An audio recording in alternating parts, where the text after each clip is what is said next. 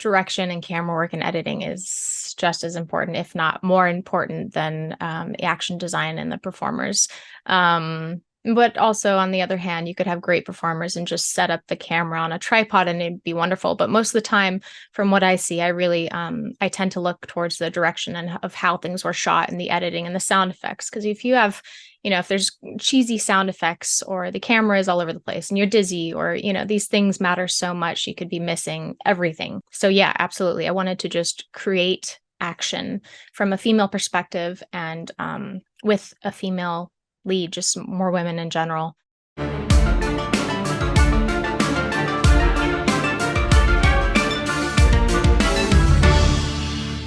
Amy Johnston is an actress, a stunt woman, and a director. She's known for films like Lady Bloodfight, Accident Man. She's also in video games like the Uncharted and Spider-Man series, Last of Us 2, and she worked with me on God of War Ragnarok, which was a real pleasure. So thank you for being on Action Talks. Thanks so much for having me. I've been a fan of the show and your work, and it was awesome working with you one day on God of War. You are the God of War master, but to see you work and work with you that day was really cool. So I'm happy to be here and excited to talk to you. Let's work backwards a little bit more and talk about what brought you to LA.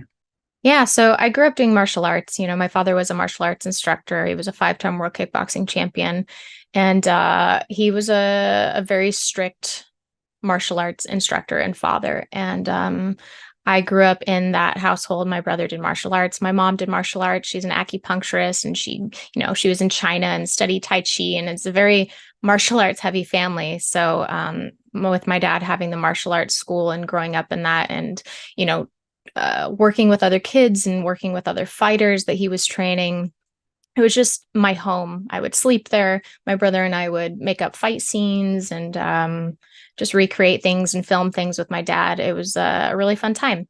And yeah, so it was really just kind of my life. Well, real quick, what were you guys watching when you made up your own fight scene? So we were obsessed with things like Kung Pao and Shaolin Soccer and like Kung Fu Hustle. Like I love that stuff so much, and I just want, like, you do so much of it, and that's a big reason why I think I'm just obsessed with your work. I'm such a huge fan. Is like you're really hitting that like action comedy that I love, and I think we need so much more of that. And I'm trying to create things like that, but it's such a specific like genre, and we were obsessed with it. So we would create kind of like action comedy skits. They were terrible, but we had a blast, and then also like Pootie Tang. I don't know, just dumb, like hilarious. Have you seen that movie? My parents were the ones who were just obsessed about. They kept on saying "sapate, Sarate." Yeah, that's great. But yeah, so we wanted to create stuff like that, and throughout school, I was we were performing with like martial arts demos, and I was competing all over the state. It was Wyoming, so it's not very competitive, but it was still important to me. I was there so many times a day. And then I did lots of other sports and dance and some theater, and I liked performing, creating little short films and things like that. And so when it got time to like college, I was like, well, the only thing that I've spent so much time on something that I care so much about. So like, is there an opportunity for me to do something with this? I can go to college on, I had a cheerleading scholarship, or I could go do some karate scholarship. And I just didn't have something that interested me as much as being in film and TV, because I grew up on like these action superstars and Michelle Yeoh and Cynthia Rothrock, and people like that. And Crouching Tiger just always was the one that I tell everybody that one really hit me. And I saw these like beautiful, strong, incredibly badass women on camera. And I was like, we need more of that. And I'd like to be a part of that. I don't know how, I don't know where or what I need to do, but that just encompasses everything that I love. And I should at least try. So I moved out to LA when I was like 18. But I moved to LA thinking like, okay, I'm gonna do this. I'm gonna start working with cool people, and it's just a lot harder than it seemed. And so I started doing background and extra work first to get money. and just have experience of being on, TVs and films, and getting to kind of be by the director as much as possible and learn and just be in the environment was important for me and to survive. And yeah, lots of the whole ramen noodle thing, not much money, surviving. I ended up working at a spa in Burbank as a receptionist and then an esthetician. I had a lot of too many weird jobs on Craigslist. Like I did some weird things, not terrible, but things that I don't like, I was surviving. But so it was difficult for me, and plus not having really anybody here. And so again, finding that community with £1,000 really worked to kind of like make me feel a little bit more comfortable and find some sort of community to move forward with and really push towards the things that I wanted. So without a community for me, I get pretty lost. It's very, very important for me. I think I saw you first with the £1,000 team, and Yeah. you were doing proofs of concept, and there was a certain amount of power that you exhibited that I think really it really, I think it really struck people. Can you just talk about getting into that team, starting out doing those proofs of concept, and what you were bringing to the table when you started out? Yeah, that was one of my best memories and something I always talk about, of how I got into this industry, because before that I was so shy. I didn't know how to like communicate with people or network with people, and it was really difficult to get into the industry for me. And I specifically started doing fight scenes and things like that with Sean Charney and Vlad, who are icons and legends. And then I got seen by a few of the people on the £1,000 action team, which was Chris Cohen and Darren Bailey, I think at the time. And we got together and shot a fight scene, and the team just worked so well together. Everybody had great ideas. They all loved anime and video games and all these, martial arts films. So it was really cool to just be around those types of people and create with them. And we made some really cool stuff. I'm really proud still to this day of some of those videos, and a lot of those videos helped get me auditions. Like my audition for Lady Bloodfight came from Amy versus Many, which was just a fight scene at White Lotus, old school White Lotus. Chris Cohen was on the camera and the edit, and James Young was choreographing it, and we had a lot of great performers. And I was performing, taking out a bunch of guys. It was for a previs for Stanley and Jace Hall originally. And nothing ended up coming out of that with them. But, it ended up being a really cool video and helped get me lots of auditions and opportunities. And so the best way for me to get into the industry was honestly like £1,000 action company and just getting seen and being able to practice more with people who were better than me. So it was a really quite a big stepping stone in my career of some doors opening.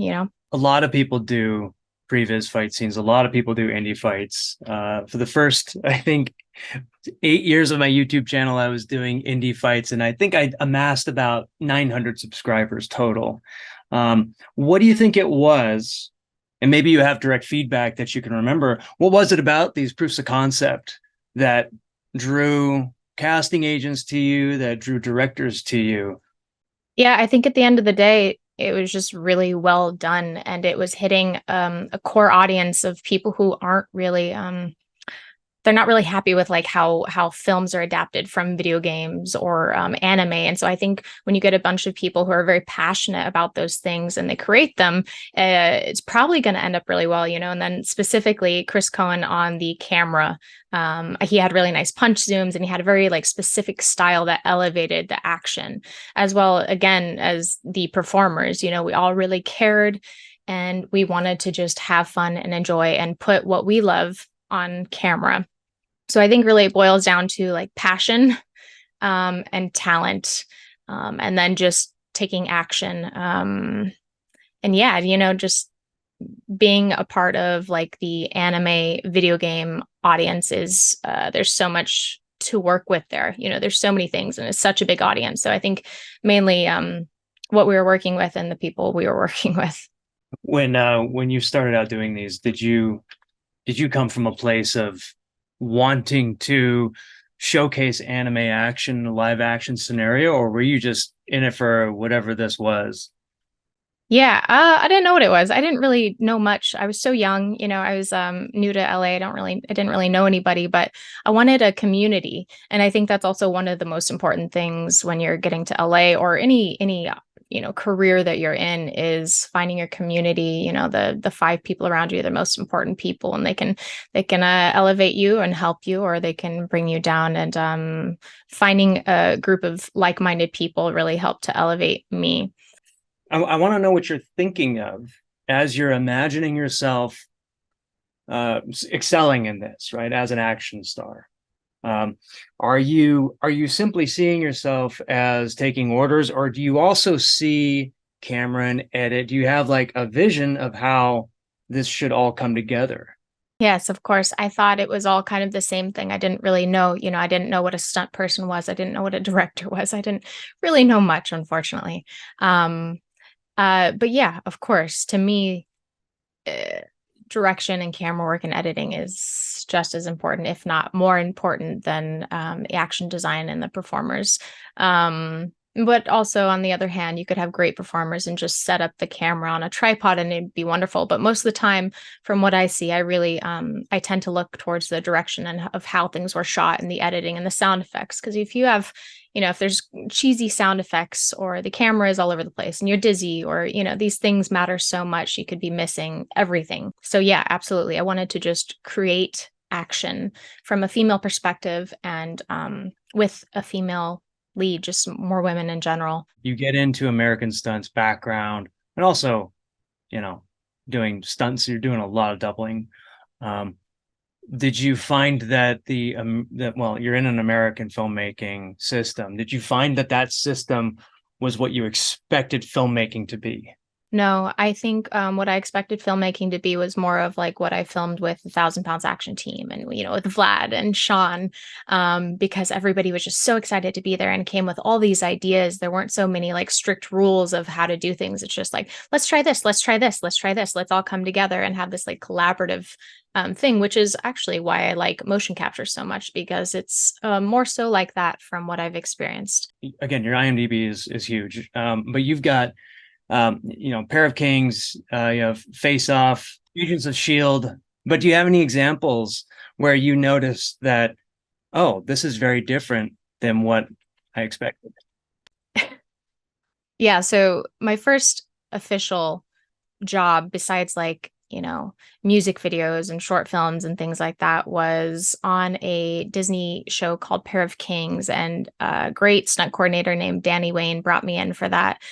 Because again, he saw some stuff that I did on YouTube with Sean Charney, and he was like, "Hey, I'd like to bring you in and see if you can ride a wire. Like, I'd like to test you and see if you would, be good in a position on the show," which was, I think, also one of the biggest stepping stones in my career because sometimes you just need somebody to believe in you and give you a chance because it's a circle and it's hard to break into. But yeah, so I got on that and I realized right away that it's just a beast. It's a monster. There's so many things going on. There's so many rules. There's my opinion didn't matter most of the time, which is not a bad or a good thing, but it's just very different.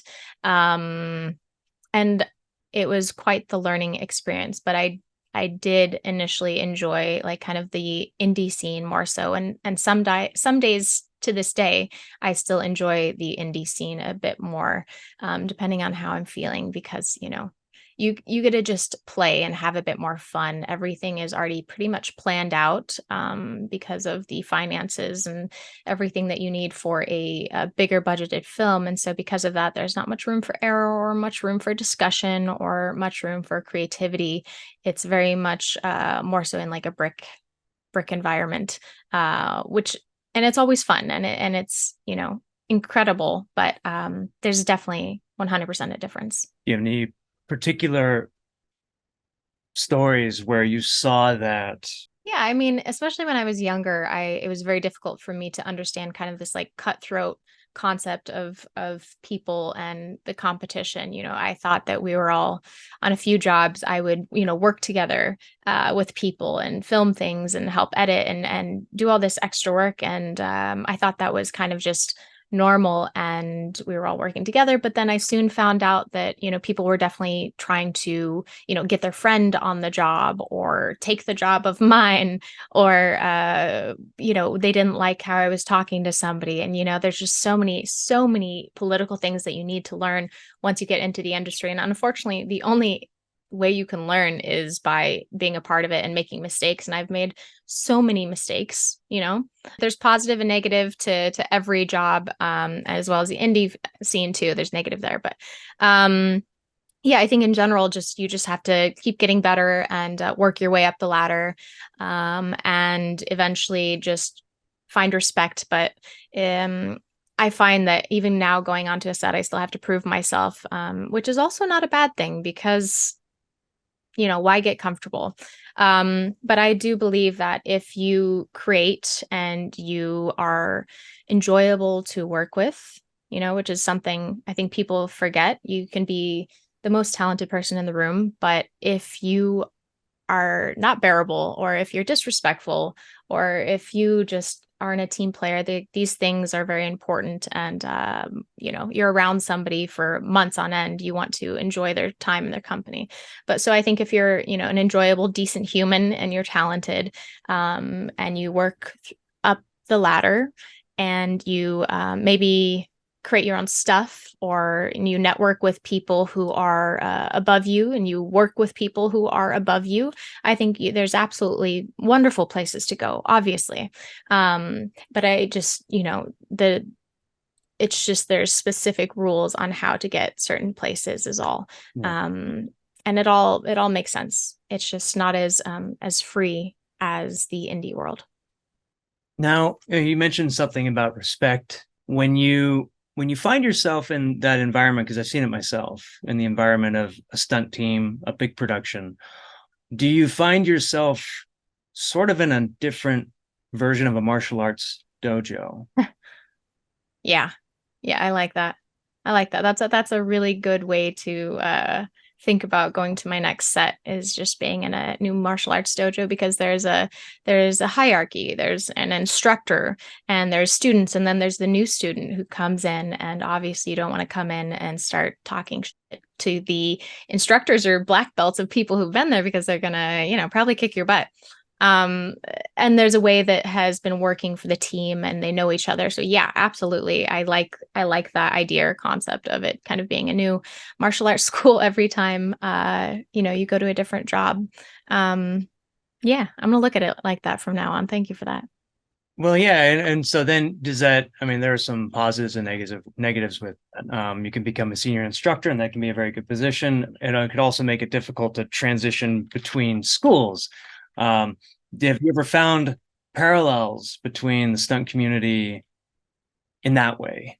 Or do you find that it's a little bit easier to go from one team to another? Yeah, I think from my opinion, just for me, I think I have never really been a part of a stunt group except for 1,000 Pounds Action Company, because for me personally, I think it's been better to kind of just get to know a lot of different people, but not be so involved in one group. And that's just how I like to work. I like to work with a bunch of different people as much as possible. But yeah, I definitely see certain groups sticking with each other and not bringing in people from outside of the group. Like those things kind of happen. And I think that's natural because, again, people want to work with people they trust to make them look good, to not injure them. All these things are so important. It's kind of like these little families. Yeah, it's not like a malicious thing. It's just people they feel comfortable with. Yeah, and that, I mean, there's liability, right? Especially when you have a rigging team, and if you're swapping guys in or women out of a rigging team, then you don't know what's going to happen. And you have guys like Jackie Chan who have his guys. Right. What I found was so interesting talking to other people who have worked in the Hong Kong film industry, was that they actually had a very sort of free flowing exchange of members through their teams. I didn't know that. And that's actually much more like how the indie scene works than the way I've seen it work in mainstream Hollywood. And of course, you have some guys and ladies who float from team to team to team, but it seemed as though within both the indie world, obviously, and the Hong Kong action world, there was a much freer exchange of bodies, so to speak. That's interesting. And maybe we sort of like adopted that by osmosis, or maybe it just comes by virtue of the collaborative nature of indie filmmaking. Huh. Yeah, because I guess with indie filmmaking, I always thought that like, one of the reasons why people are kind of like switched in and out is because a lot of times there's not as much money in indie filmmaking. So if they need to work another job, and that way we need to like switch people in depending on availability and schedule. You've done a lot of doubling. I'm very curious. What are you looking at in your performer when you try and make the best doubling performance that you can? That's a good question. I think it depends on the scene, but most importantly, I always want to read the scene so I understand what's going on, because the actress could be running into a wall and it's like, okay, but why am I running into a wall? What is the actress doing? Why is there dialogue? Is she being goofy? Is she running from a threat? Is she tripping because she's clumsy? Does she have a problem? All these things are so important to my performance as a stunt performer. And so if I can see a rehearsal of the actress and how they move and their dialogue and what they're doing and the choices that I think they're going to make, that's so important for me because then I can kind of like gather, how they run, how they're holding themselves. Are they like, is their chest up heavy? Is their head tilted? Like, what are their character choices? Because obviously in an edit, I it's so obvious to me and probably a lot of other stunt performers, of course. I don't know about the general public, but when you switch from, an actor landing and then starting to run like this, and then the stunt performer is running like this, and it's just such a shift, and nobody wants to see that. And so I think one of the most important things as a stunt performer is to know what is going on in the scene and study your actor, not just in a physical manner, but what's going on in the scene and why they're doing what they're doing, because that's going to lead your body to do the proper thing anyways. You know what I mean? So there's a lot of things that I look at. And obviously, if I have time to work with the actor or actress, that is always the best to kind of like, see, is she left-handed? Is she right-handed? What are her go-tos? What does she tend to do? How does she move? Does she have a dance background? There's so many things that go into it. Was that something that you found easy to analyze when you're looking at human movement? Is it fairly easy for you to pick out the nuances, or was this a skill that you picked up as you doubled more and more actresses? Oh, that's a good question. Yeah, I think being from martial arts and dance and movement based activities for my whole life, I think I really care about movement, and I study it on film and TV, and I try to figure out why things work and why they don't. So I'm not sure if I've always looked at that stuff so much as I do now. I'm sure I haven't, I've definitely tuned into it more so now. And the more actors I work with, the more I learn how to approach these things. Because yeah, I think that's probably what it is. I'm not sure that I look more at the movements now. I think I've always looked at the movements. I look more on how to approach the actor with the movements. You don't want to disrespect them. You don't want to obviously get in their way of their process. And some people learn completely different than others. So I think the most important thing is to kind of like listen to the actor, what they're saying, and also what they're saying with their body, and bring yourself in from that. Don't cram your thoughts and your movements on somebody who moves completely differently. What are some examples of actresses, or I don't know if you've doubled actors, who have moved very differently from you, and was that a challenge? Yeah, I mean, I can think of probably a few times there's been actors who are playing a certain character, and they have a limp or they don't have a leg, or you know, or they're turning into a zombie or whatever, and all that's just like movement work, and I have to figure out how to move exactly the way that they've chosen to. But definitely there's been actors who run very differently than me or walk very differently than me. Their weight is, their shoulders are more upright or down, but there have been many Yeah. times where I've had to adjust how I walk, how I run, how I move, like the quickness of my head, the quickness of how I'm like reacting to things. I think for many stunt performers, and I see it more now, but I think it's so important to take some acting lessons or like improv or study dialogue, kind of understand things like that because they matter. And not just that, but also understand where the camera is and understand just the basics of editing, because like um that's one of the things as a new stunt performer that I see often is they want to just wreck and they want to just do all these crazy things and the camera's usually not on them, and the camera's not going to follow them down or it's like, and I appreciate your hustle and I've been there, but to save your body, to save your time, to say, all these things matter to understand if you can hear, what frame we're on. And if you understand, like, are we tight? Are we wide? These things are so, so important because it'll help you look better as well. You may have to perform bigger if you have a wide screen, or if it's really tight, you don't want to move your head a lot, so that's something for like new stunt performers is like, don't just work every day at your physicality because you're probably already good at that. Also, like figure out things surrounding that to help make that better and to help make it different than everybody else's move, go beyond the move and go into the intention and the all of the other things that actually really play a big part. You mentioned cheerleading earlier, and I want to touch on something there. We had a set tech about a year ago, and he could read my mind. It was this crazy thing where the shot would come up, this is mocap we're talking about. So the client is talking over the speaker and he's saying, okay, I think we're going to move on to falls now. And he already had his hands on like the black 8-inch or the blue 2-inch. And he'd be looking at me, waiting for me to point my finger at which one I wanted. Nice. And I would look at him, I do a double take. I go, whoa, this guy reads my mind. He had been in cheerleading. And I talked to him about it one day and he said, look, I got really used to people being up in the air. And if I'm not, I'm not paying attention, they fall on the ground. And then we had another set tech who, and she wasn't in stunts, but she was also an ex cheerleader and she was extremely attentive. She was like a mind reader. So my advice is go and take cheerleading. But perhaps what you're saying is really, it's advice I think that people don't know how to process, right? Because they think they're paying attention.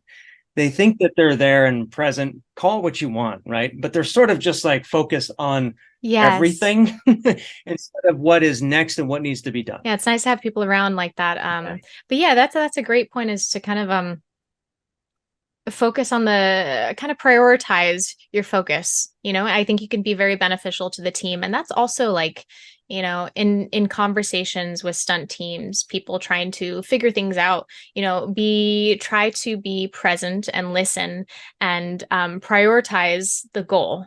The goal is not for you to win or for your choreography to be up on camera. The goal is, I mean, it might be your goal, but that's maybe difficult to take you further as a team, because it may come off certain ways and may come off disrespectful. I think if you can prioritize the goal of like, what are we working on?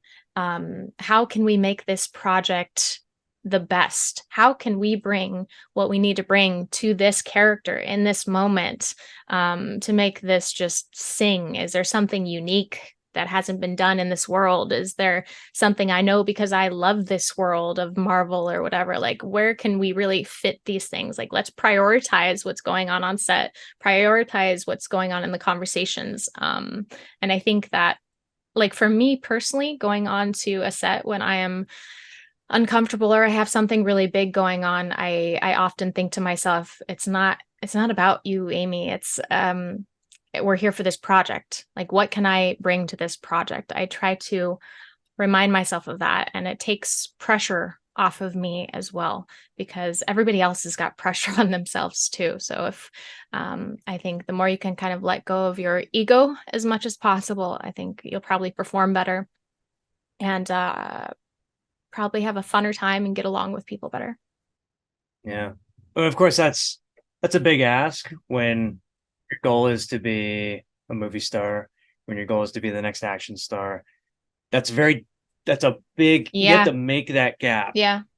like minute by minute. Even when you're on Instagram, people are going through Instagram, and there's that something will trigger you. Oh no, this guy's doing better than this Yeah. girl's doing better than me. I Her kick know. is high or something, right? And that's that constant thing we have to remind ourselves that it. I mean, it can't be about you, because if it is, you're going to die miserable. Yeah, that's such a big conversation.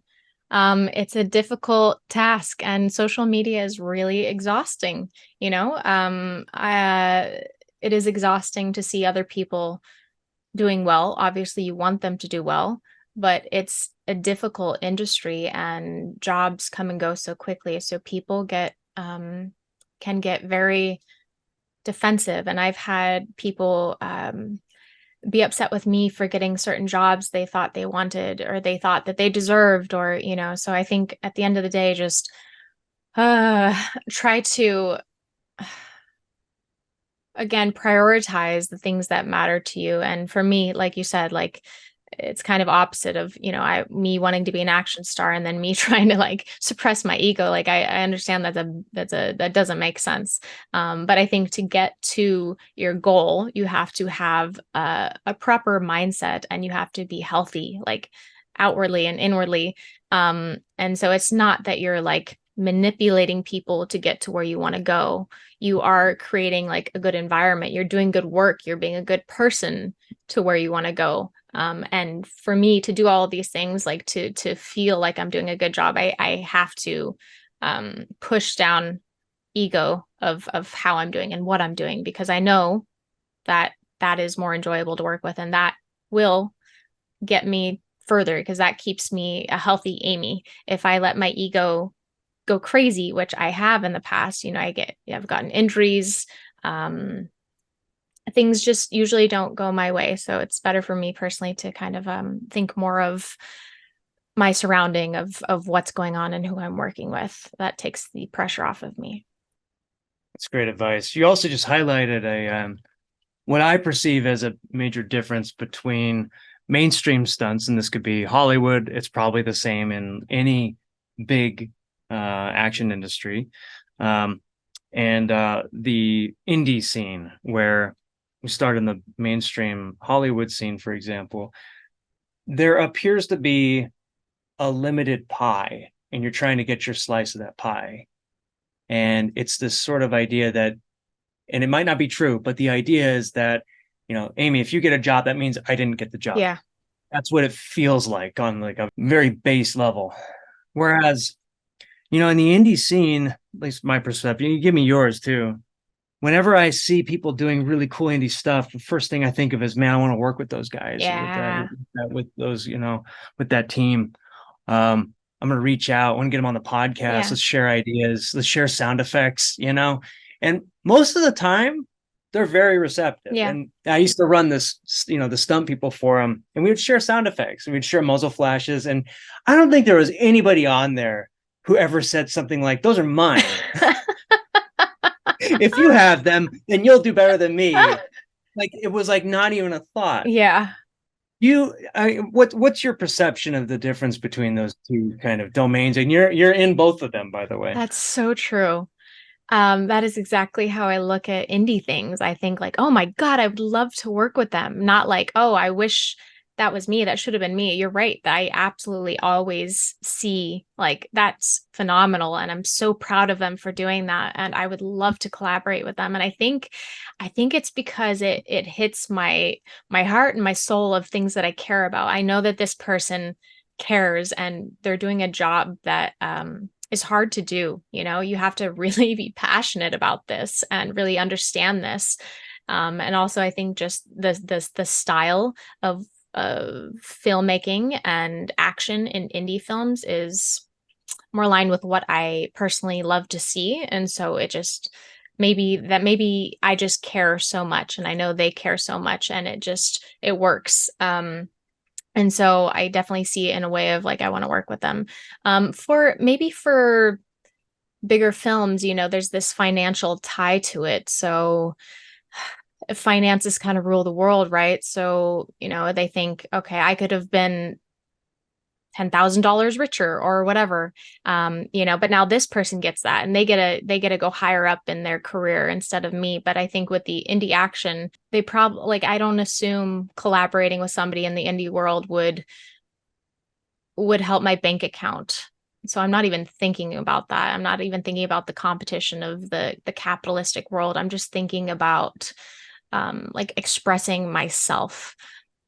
And yeah, it's very different approach while watching two of them. That's interesting. I've never really thought about that. But overall, I think it's just the finances attached to bigger projects, as opposed to just creating and enjoying and elevating your skills.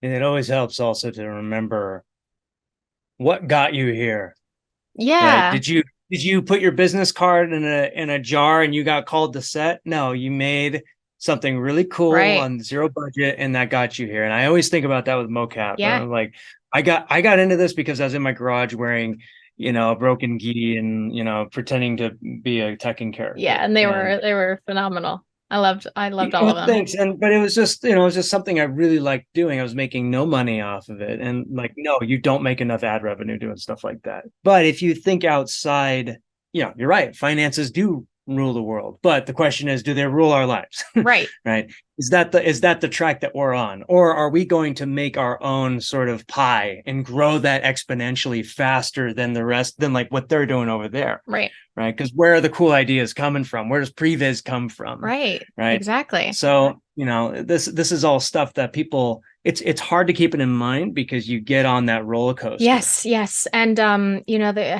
it's amazing that we get to have a career that brings us money with doing things that we love to do. And I'm so grateful for that. But because of that, we have to find that balance of like, is this something I truly believe in? Is this a part of my craft, or am I just now doing this for money? Does this not make sense for, how I got here? Like you said, I think about that often as well. Like I got here from doing YouTube videos. And that's the way of the world. That's what kids watch. They watch YouTube shorts and YouTube videos. It's not, there's no, Hollywood is not better than indie or better than YouTube. Like it's all just different creative environments.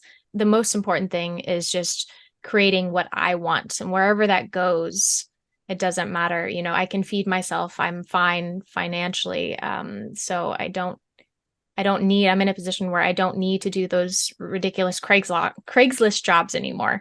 I can, I can do what I want to do and create what I want to do. And that I think is the most important thing. And it's good to always go back to what got you here in the first place. I completely agree with that.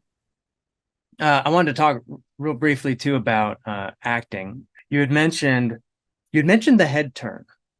And I've noticed this too with new stunt performers, is that they're very wushu about how they look. Right? Like they'll be here. No, they'll do like that. Yes. It's like there are more degrees of head movement than like 90. Yeah. Where does that come from? And how do you break that stupid habit? I'm sorry, I have to say it. That's hilarious. I've seen that so often, It's very Hong Kong, yeah, it's right? very Like it's Hong the Kong. Corey Yun style where, huh, and then off camera. And like as a stunt performer, it's like, can you just stand there for a second and not run off camera so quick? Yes, I've actually I've seen that a lot, and it could be in a scene where it doesn't make sense at all. Like I just want you to like slowly turn and look at this person, right? And then you can like build the anger of why you're fighting and get going. But and it's as opposed to looking and then what's going on. And I've seen it so much, and I've seen directors try to fix it. Just like okay, that was great, but let's try a little slower. Or let's try this. And Let's put a weight helmet on their head so she'll turn her head slower. Can somebody hold her head? yeah, exactly. Just amazing. But I think it goes back to, not just focusing on the physicality. Like, yes, you're probably an incredible wushu star, and but we're not doing that right now. So you have to take your movements of what you've learned and you have to adapt to the moment of what's going on and what this character is doing. Like, why are you turning when you are at the post office and you look to the person to your left? Are you doing that? No. Yeah, I mean, you might, I don't know, you might, but to bring it back down to not focusing on just like, okay, I'm a stunt person, just focus on instead on what is going on and why am I turning my head. I think that should help. But also, there's definitely a place for those quick head turns. I love it. I love it. But it's when you don't need it, just definitely again try to focus on other areas beyond the physicality of acting and what's going on. Yeah, great advice. I mean, I think that just goes into what stunt performers can learn from actors. 'Cause when I would watch Beat Takeshi, I always wondered like, how does this guy move the way that he does? And it's really hard you can't just copy it. It's all based on intention. Right, exactly. And everybody's going to move differently as well. And so I think like when trying to follow people's movements, you have to also remember, whether you're like learning choreography from somebody or you're trying to be like somebody, you have to remember that everybody's got a very different body structure and your reason why is probably different as well. And the way you see a scene may be very different as well. So being able to be adaptable is also one of the most important things. Talk about that in the context of doing a fight scene. We talked about the head turn, but then there's also just the general fidgetiness of anticipating movements coming at you and overreacting, underreacting. What is your process for approaching fights? Depends on why I'm fighting. Again, like the story. If it's like a fight scene and I have a purpose of creating a fight scene because I just feel the need to, film something on an indie level and I probably have an intention of, there's this new kick I learned or there's something that I want to portray. But if it's in a film or a video game, again, it's the script. This character is an alcoholic and she's in a fight with her husband or something. And, there's a lot of things that are going to go into how I'm fighting and why I'm fighting. And am I drunk? Am I needing to drink? Am I having a withdrawal? Like, am I twitchy? Am I, all those things are like character moments. And so they change your movements. Like, would this character have an open fist? Like, do they know how to fight? Am I just putting cool movements that I want to see on camera for no reason? So there's so many things to think about when it comes to a fight scene. Now, if let's say it's like a tournament movie, and I have a fight scene with, another character, it's, what is the choreography given to me? Or what have I created or what did we create together? And does this make sense? How is the camera going to shoot it? Do I want to adjust my choreography because the DP and the director love what they're doing with the camera? Can I adjust my positioning? Can I adjust how I'm throwing this punch? Can I just take it out entirely? Is this needed? Is there an exclamation point at the end of this sequence? Like da da da da da da da ba. Like there needs to be different beats and timing. There's so many different elements that I think about. Am I portraying power? Am I portraying what the character needs to portray? Am I being a good partner with my performer? Are they getting what they need? A lot of times, some people don't like this, but sometimes I'll say like, do you want me to, is there anything that I can do better for you? Do you want me to give you more space? Do you want me to or do you like the speed? Do you like the timing? Like I like to communicate with the people that I'm working with. And it's not in a way of like disrespect because I don't think they're doing great. They're obviously doing great. I just want to help get that communication, that dance like better together. So I could probably talk for a long time of things that I think about during a fight scene, specifically depending on the context, but making sure that the acting is coming through and that it's not just a fight scene is one of the most important things for me. For you, does that come from the script? Does it come from your input? Let's just tackle a project in particular, like Lady Bloodfight, for example, where you have a lot of fights. Hmm. And like, are the fights on the script, does it say, and now you fight and then that's the end of it, or are all the beats listed out? Yeah, sometimes. I mean, depends on the film, right? Like sometimes it just says, and now they fight, and then the team has all the creative environment to do whatever they want, and hopefully it's filmed in the same fashion. Um, for Lady Bloodfight specifically, I think I don't remember, it was quite a while ago, but it wasn't very detailed on the choreography or what was happening. It was more so about the characters and why they were there and how they fought, or like what kind of weapon they fought with, and how it was working out in the story. And then the choreographer, Hung Yan Yan, and his team would then create based off of that. And they really had a lot of freedom to do whatever they wanted. So for the most part, I followed their choreography that they had come up with, which was awesome. You know, it's like a dream of mine to work with people like that in Hong Kong. Like I literally dreamed about that growing up. And so for that, I pretty much just followed their choreography. And the biggest thing for that film is the director, who I found incredible to work with. His name is Chris Nahon, and he had kind of more of an indie approach to filmmaking. He wanted he wanted it to be more free flowing and creative than a typical Hollywood film, is what he told me. He wanted to be able to, if he found inspiration in the street and he sees like some person walk by, he wants to film me doing that. Like he told me, Amy, go jump in the taxi real quick. I'm gonna follow you. Like, let's get this shot, you know? And I love that stuff. I love that so much. And Hollywood a lot of times doesn't have room to play like that. So like that was lovely. And he did that with the fight scenes as well. Now filming that way with actors is really difficult. You really need to have people who know what they're doing with action. And a lot of the people were trained in some martial arts. And they trained really hard. But the way he wanted to film it was there was basically no room for error, because he wanted to kind of just like float around and get the whole thing and just go with the flow. And so I found that difficult. And I know it's beautiful, but it needs a lot of rehearsal. And you need to really have performers who have trained for something like that, because it's really difficult to just do this like long one take of things like that. But the whole process in general of how he liked to film was so fun to me. Talk about Hung Yan Yan. He's one of my favorites. He was Jet Li's double. He's done some incredible stuff. One of the best movers in like modern Hong Kong history. So he comes from, you know, the Yuen Mo Ping and Sammo Hung school of thought, which is uh you know, if you're doing this choreography, here's the angle, and then this Yes. angle is this choreography, Yes. and this angle is this. So did he choreograph it for this director, or did he choreograph it with this old school mentality? So that's a very interesting thing that you bring up.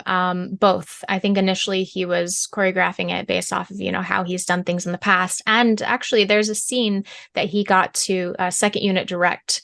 It was a fight scene, and it was shot very differently than all the other like tournament scenes. It was a scene where I basically first get to Hong Kong, and these guys take me to a location. I'm looking for something, and then I have to take them all out. They end up like taking me out. But that scene was shot very specifically. You know, he had exactly how he wanted to shoot it. You can see the differences. You know, it's a very, very nice shot here, and then he moves over to see the action in somewhere else. And so you see very clearly the differences of that, and then the style in the tournament of where Chris was kind of just playing with more creative flow. Because he also just loved the idea of like flow throughout the film of like chi and moving and all these things. So it worked really well for what Chris was going for. But yeah, you definitely saw the differences. And Hung Yan Yan, I think, still continued doing his choreography how he liked. But I know they did, you know, adjust with each other throughout the filmmaking, and you know, there's language barriers as well, so that's always difficult. You know, language and filmmaking barriers. So it was interesting, and they definitely found kind of where they met, but totally different sides of how they saw things, I think, initially. Do you think that do you think that the average person can sense the difference between those two kinds of scenes? I Sometimes, even subconsciously. yeah, yeah, I think sometimes. I think for more like dramatic camera movements, maybe if the camera is all over the place and they're like confused and they're like, why am I confused? I think they can tell when camera movements are drastic. But as far as like maybe like Hong Kong style versus what Chris was doing, I think I'm not sure if they notice it. I think the audience is so smart though. Like I think they feel it and they know what's going on, but they're not like dissecting it, right? But they're like, "Oh, that kick looked incredible." Whereas maybe they didn't see the kick before because it was so dark and the camera was so tight and it was framed, very differently. So I think audiences are very smart. But I'm not sure if they dissect why things happen the way they are. Well, I'd love to know what you think about that actually. I tend to agree with you. I think they're much more intuitive than we give them credit Yeah. for. I think that they, at the same time, want to get as much out of the scene as they can. I don't think that I don't think the average viewer goes into a movie, let's say, for example, this one where they see a very clear-cut scene like the one where you go to Hong Kong, which is very Hong Kong style. And I think they see it and and it's like when you watch that fight, you know exactly what movements happen. And it's sort of built that the audience can figure out what happened. Mm-hmm. I think that same audience, then when you take them into a scene with more coverage, which is much more emotional, much more predicated on acting, faces, that kind of thing, I think that they then want to derive that from that scene.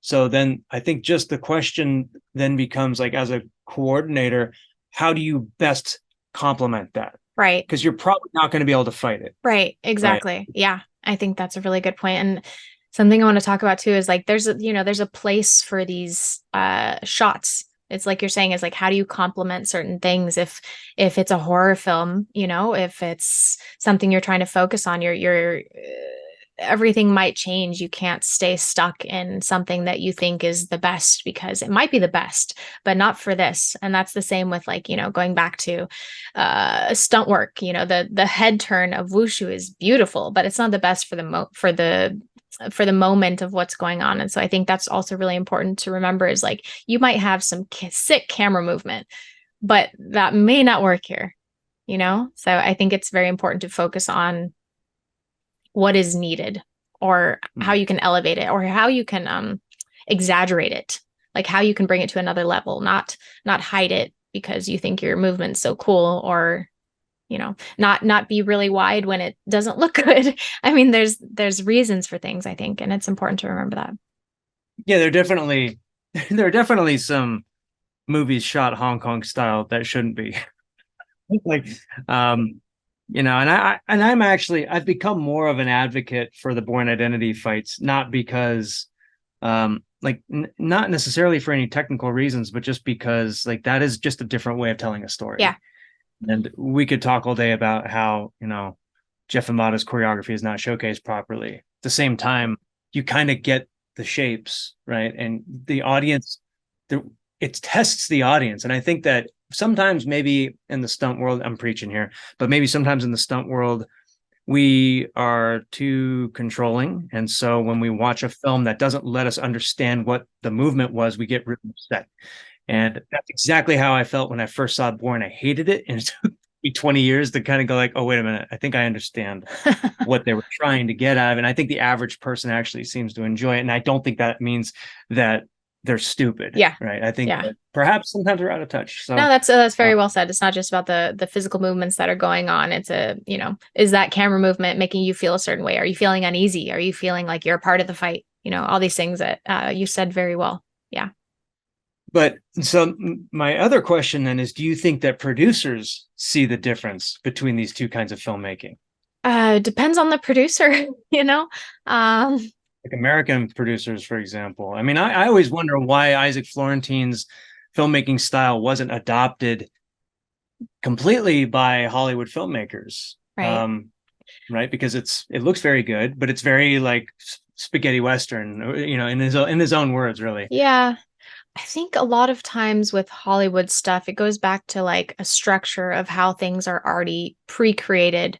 And producers already know what they want. They bring on the director, and usually the director does what they want. And it could be, based off of like let's say Marvel. Maybe they're being very specific uh of the people at the top telling them what to do. And I'm not sure if they understand action, but the best producers understand how to make a profitable movie, right? And the better ones understand how to make a good movie. But and a lot of that means how can we do the best thing for the cheapest amount. And they're just worried about telling their story. I don't, unless it's like a very action heavy producer, which I'm not sure I've met. I'm sure they exist. And I'm sure they're wonderful. They're definitely out there, but I haven't specifically met a producer who is like really, really into the discovery and the creation of an action scene. Have you?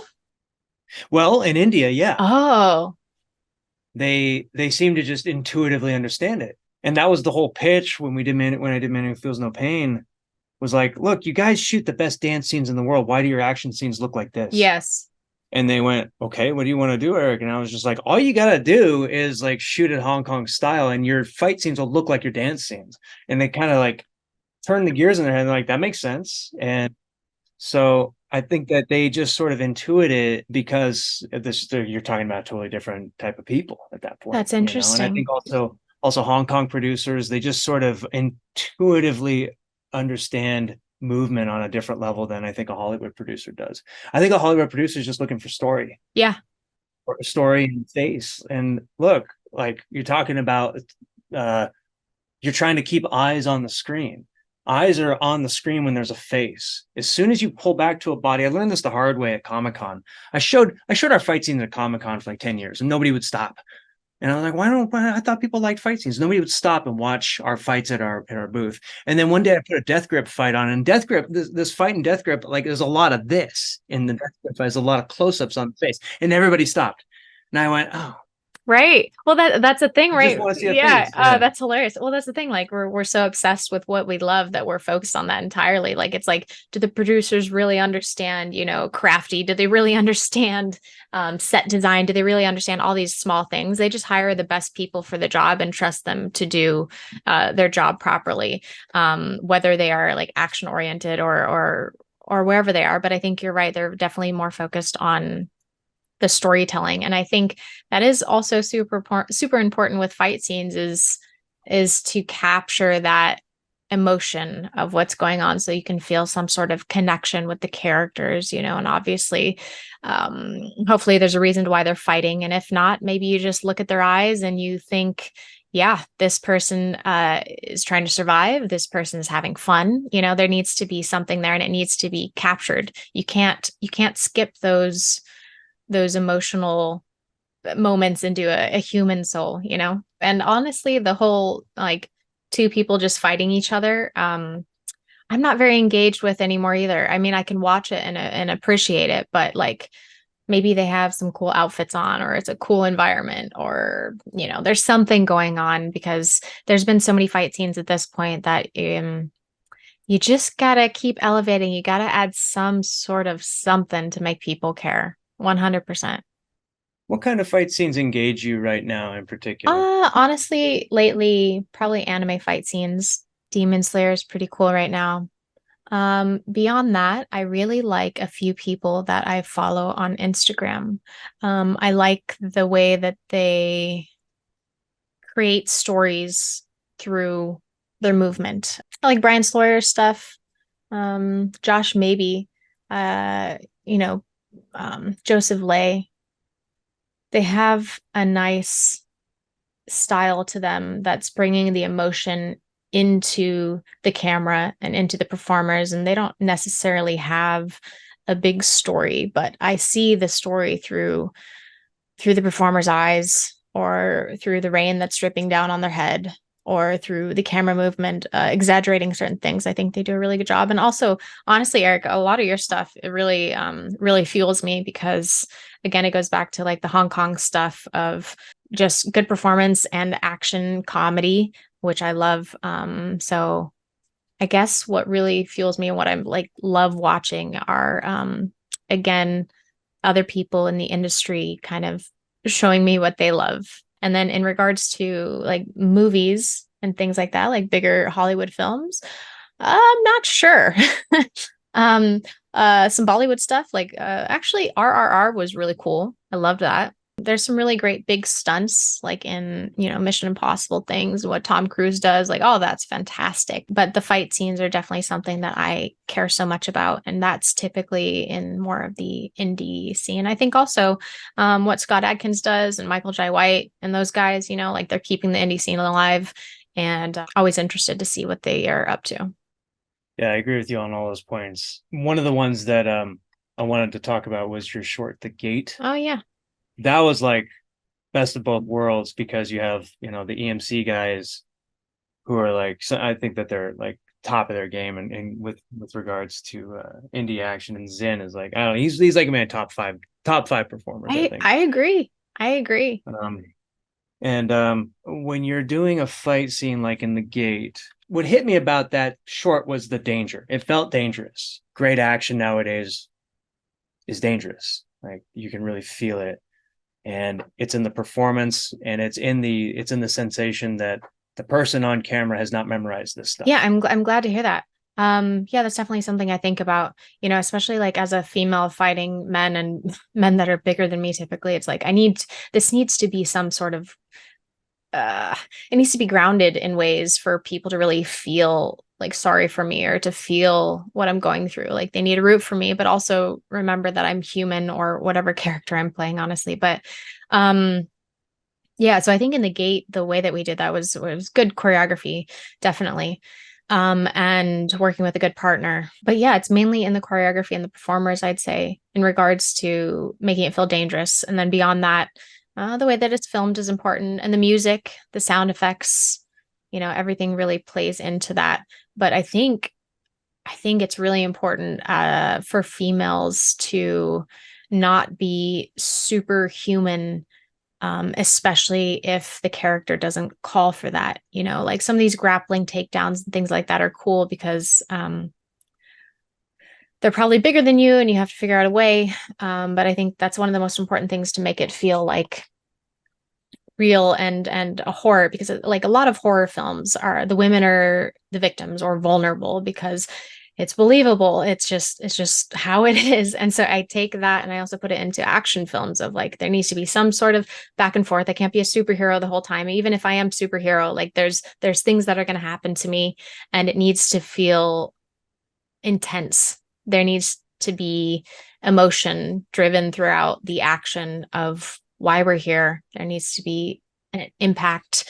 That's something actually one of the things that the director really wanted was she wanted to do like a female raid, Yeah. And she wanted to feel the hits. So we would, that we would have some contact placements, areas where we would make some nice contact, and the camera would see it. So that was helpful. But at the end of the day, it was really good choreography and really good performers. Yeah, everybody needs to see that short. And I'll say it on the record, I think it's better than The Raid. Oh, shoot. So Thank you. We've been trying to turn that into a feature film for like 6 years now, and it's been up and down and up and down, and we were almost there and then we weren't, how it goes. So, but I do think there's definitely room for some sort of female raid or action movie, a series like that. what you just said though is so important to people for people to notice is the vulnerability. And this is not a gender issue, because like anyone who's like my height, 5'6", understands vulnerability intuitively, right? Like anybody who is short, has been weak, has whatever it might be, we understand vulnerability. And sometimes maybe our intuition is to lash out and try and be a bully back. But then other times what works so much better is showing that vulnerability in a very realistic way. Yeah. And you do that in Lady Bloodfight too. You also do it in Amy versus the Room, right? Amy versus Seven. You're getting more injured as you go. Yes. And yes. And that to me, like that, I think to everybody, it's just more human. Right. And I think so too. And I think I think people are at a place where they are finally oversaturated with like superheroes, and I think that's one of the reasons why The Raid did so well when it came out. I know it was a while ago, but seeing that like human to human impact and those injuries, and so I think especially for a female, it's important to show that vulnerability. And Atomic Blonde did a good job with that. She would take hits, and she would use her surrounding, which I think was smart. But I think those things play a big part of a good action scene is the vulnerability, even from a villain. Like they're vulnerable. They have a reason why. They may just be an anti-hero and believe in something to a larger extent than what you believe in. And everybody has their why and their vulnerabilities and their weaknesses. And it's important to portray those, I think, always. 100% agree. Let's talk briefly too about Captain America and Marvel in general. You've doubled for Black Widow. I've never quite been able to wrap my head around the Marvel style of action. When you're doing it, what is it like to do the Marvel style of action? When you say Marvel style of action, to me, I think the film in which I stunt doubled for Black Widow was Captain America Winter Soldier, which I think the style of action of that was really good. I would say the style of action in general for like superhero and Marvel stuff is just more elevated, maybe more flippy, tricky, just a little bit more out there. It's not as grounded. So I'm not sure if I see it as a style of action, but more so for like, I've done a lot of superheroes in like video games, doing motion capture video games and some doubling. But in general, I just see it more of like, what is their power? What kind of world are they in? Like Black Widow is she's smart. She's not very strong. So she has to learn to figure out ways to get around these people. So like, that's how I look at those things. I just think in superhero films, people have a lot of powers. And so things are elevated, and to combat that and to look equally as cool, you have to find ways to, elevate what you're good at, whether that's like, acrobatics or things like that. So I guess the style of action for me in superhero films, the way I look at it is just elevated with powers. And I think that, like I said, people are maybe exhausted from that. And I'm happy for that, because then I come into play. Because like I like to come into play and do the things that I like, which is more like grounded and more human to human. So I think the tables have turned. Thank you for explaining, because when I edited Man Who Feels No Pain, I edited the fights and I sent them over, and they responded back with this very strange comment. And they said, "Oh, we were actually expecting much more of the Marvel style of editing." What is that? And I don't know. I was hoping somebody could explain it. Marvel style of editing. Because there is a Marvel style, and there's a kind of a cut on edit. There's a cut on impact. It's not the 90s cut on impact thing where they would screw it up.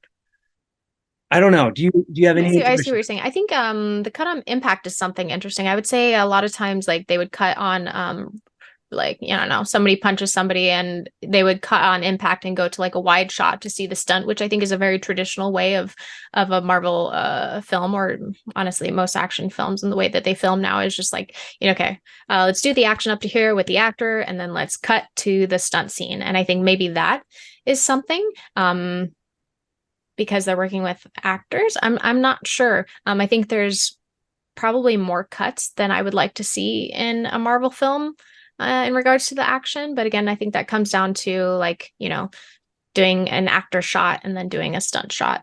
I'm not sure. What do you think?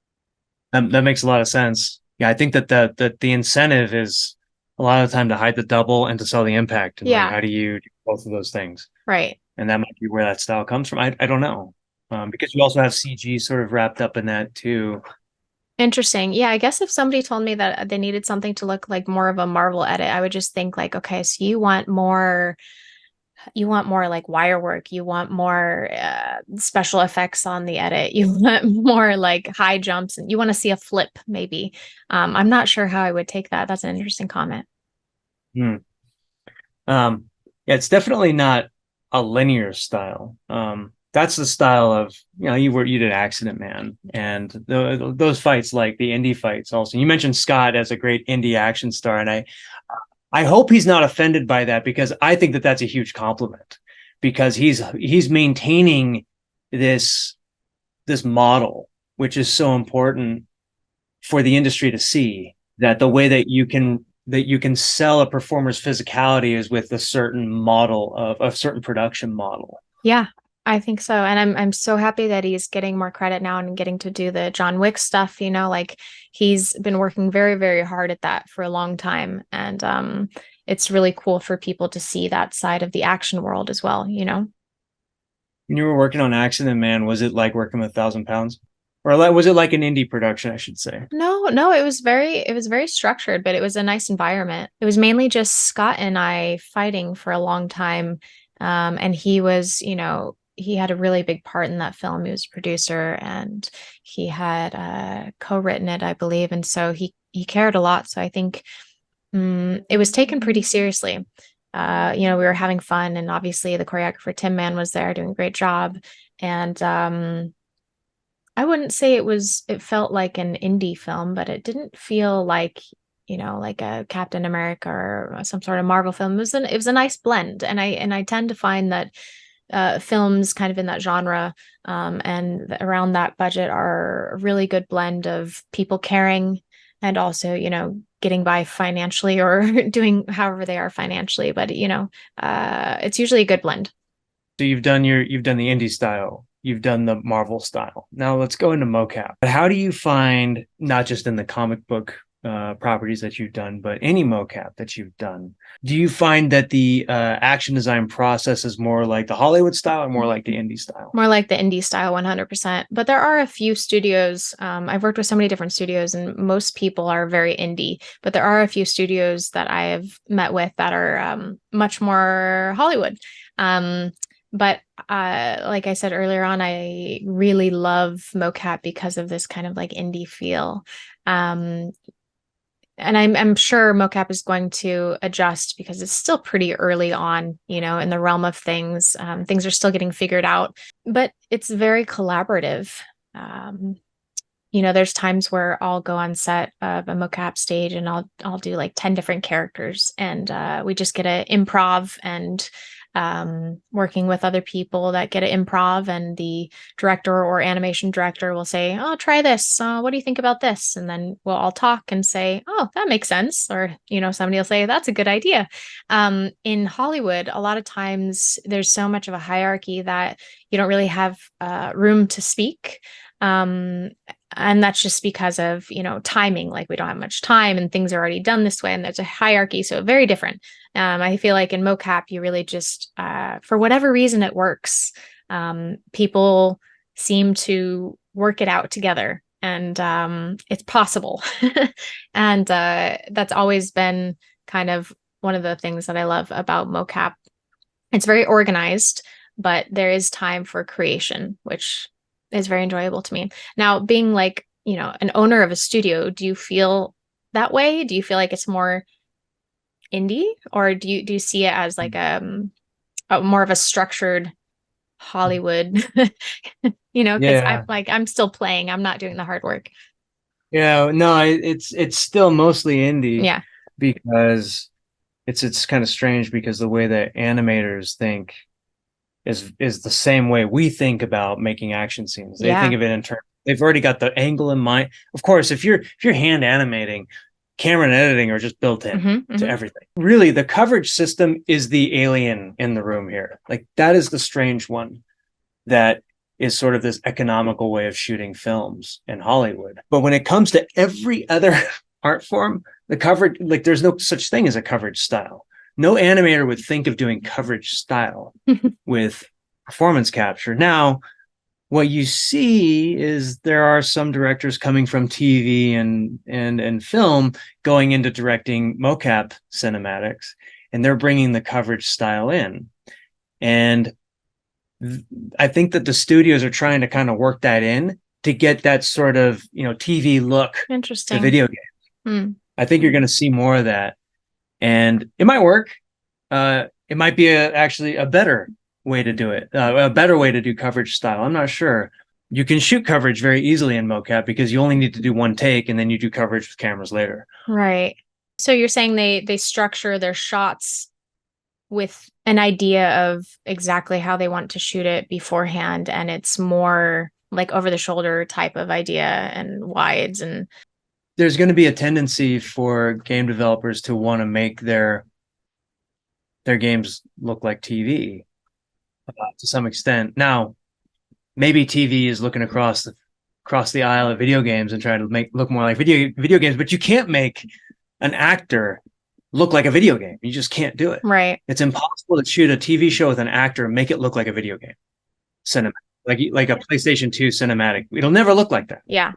Actually, what I really love and what I find so fascinating right now is companies like Wales Interactive and companies that are like filming, films and TV shows and then just creating it into a game, because I always thought that like when those two worlds combine, that's it. That's like the highest point of entertainment, is like having a say in your God of War, like having a major say, and I know these things happen with like RPGs and stuff, but like to have like a real human in front of you that you have control of how, where, why, I think is so cool. And I've always wanted to explore in that realm and do some sort of like action film with that, because I just find that like so fascinating. So yeah, I can definitely see, the two worlds of TV and video games combining in a epic fashion. Just real quick too, to clarify, so the motion capture that you've done a combination of not just cinematics but also gameplay. How do you perceive the differences? Like what's the difference between those two? So gameplay days typically for me are, the move sets, and the locomotion of a character, and the gestures and the in-between movements and moments throughout the whole game. The cinematics are more so like the Hollywood moment of a scene where, it cuts from gameplay. You don't have the character being able to play anymore. It's just completely a scene that you're watching now. And so for me as a performer, I do more of the gameplay, I think, just because there's so much of that. And from my opinion, for cinematics, typically they bring in the voice actors as much as possible for those. And I have worked alongside voice actors often to do the movement while they are doing the voice, which is always really fun. But so the days are very different for me. The cinematic days are, I'd say more like a Hollywood set, actually. Maybe like a few scenes would be rehearsed and then filmed, right? And then gameplay days are just like, there's a list of all the moves that need to be happening, and all the things you need to do from all the different directions with all the different weapons or whatever's going on. I would say gameplay days are usually way more exhausting because I'm typically doing a lot more, especially if it's just me. It's nonstop, crazy workout that you can never plan for. But I have thought about doing like a mocap workout for people because, you're doing sprints, you're doing adjustments on the fly of footwork. And I mean, all of it. But it can be a very, very difficult day. So when I hear it's a cinematic day, I'm like, yeah, I might get to hang out and say some lines or just walk around and do one little fight and then I'm good. But gameplay is just nonstop. There's one day on The Last of Us 2 where I threw a bottle 252 times, I think was the number, with my right hand. Yes. And this was because I I think it was as Ellie, because she's throwing bottles and things, like Molotovs. And so I threw a bottle from, prone, supine, and then from this position, then getting hit, and then throwing the bottle, and throwing bottle this way, all these things. And the lady Becky Dodd, who I love, was working there as a producer, I believe, at the time. But she counted them up for me, and she's like, "Amy, I'm so sorry. I have the number for you here." And I was like, "Okay, that's a lot." And I actually went to bed that night, and I woke up with my arm like moving. I was like, "Yeah," but I was like throwing. I was like waking up and throwing, like my body was so like ready to throw something. And yeah, obviously the shoulder hurt, but it's stuff like that where you don't really like prepare to throw a bottle 252 times, but sometimes If any, it happens. if anybody hasn't seen Modern Times, please watch the opening scene of Modern Times where Chaplin is he's doing he's just doing this all day on the assembly line, and then he puts the wrenches down. And he keeps on doing it. Exactly. Yeah. That's exactly what it was. So, those kinds of things are common for like gameplay stuff, is just doing multiple things in various directions multiple times, and then maybe changing it when the new animator comes in, is like, no, that's not what we wanted to do. Let's do it this way. So, gameplay days are usually a lot of work, but super fun. And then there are those kind of in between days where, like on God of War Ragnarok, we did the sled scene. That was crazy with Freya, and that's like kind of gameplay, kind of cinematics, right? That was fun. Yeah, it was fun. Should do it again. Yeah, let's do it. This is the one day I gotta work with the famous Eric. All of mocap is a blast, and highly recommend it. It's probably one of the best jobs in the world. I love it. So lately, you've been starring in movies. I think your most recent one was Loma's Flight, and you get some action in that too, which is cool. I mean, you're sort of like reinventing the Lifetime movie, Amy. Yeah, that's actually exactly what it was. That was supposed to be a pitch piece. And a lot of times I'll do a project and they're like, well, you can do action. So let's like find a reason for you to do action. Yeah, that was cool to be a part of. And Day Labor, I think that one's coming out next in November. That's a cool one. I have some action. I'm like a cop in that one. There are also films where I don't do actions, but they always find a way to put a little action in there, and I appreciate it. It's the hardest part about acting. Actually, you're not just acting. The hardest part about being the star of a movie. Getting the job. It's a mental exhaustion getting the job. And then once you have the job, like the movie might be canned, or it might be a pitch and never goes anywhere, and you care so much about it.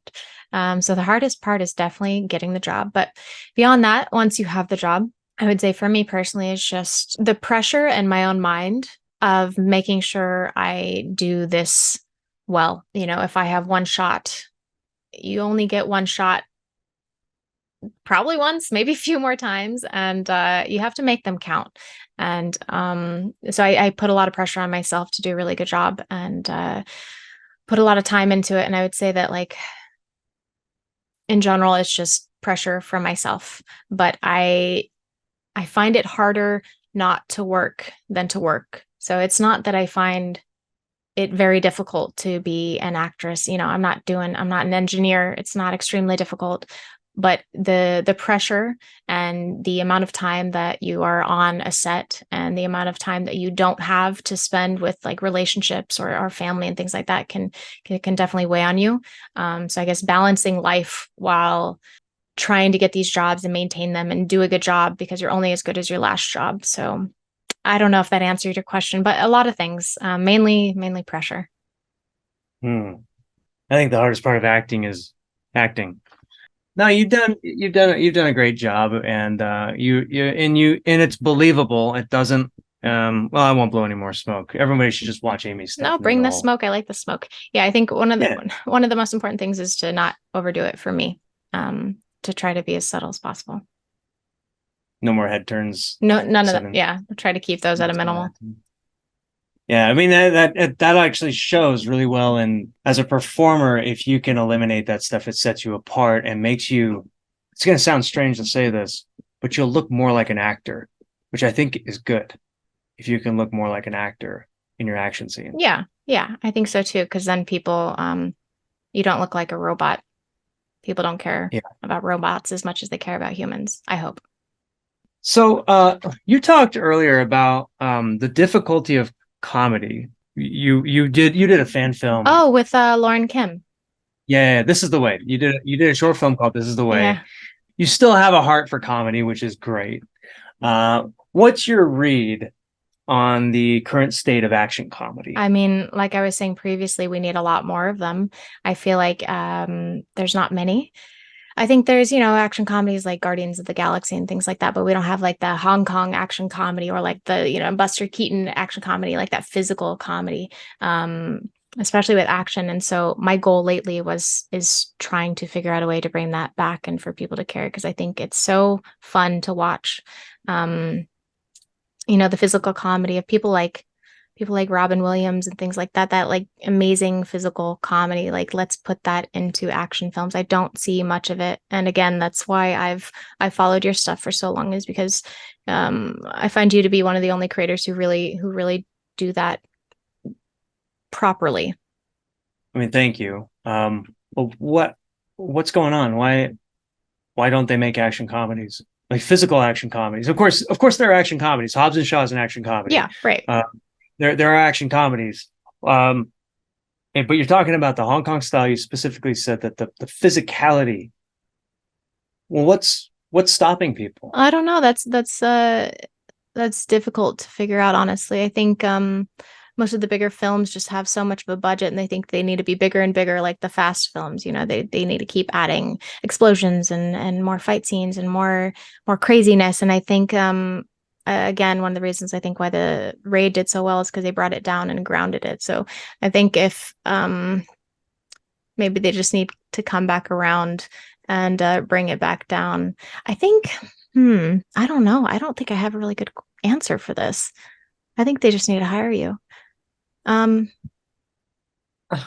Look, there are very talented physical performers out there who are funny, and I think that The Rock is probably the last vestige of that mm, mm-hmm. in the mainstream. And I don't know if he's going in that direction anymore. Maybe he is. I mean, he did Jungle Cruise, he did Jumanji and all that, and he's very charming to watch. But who's bringing?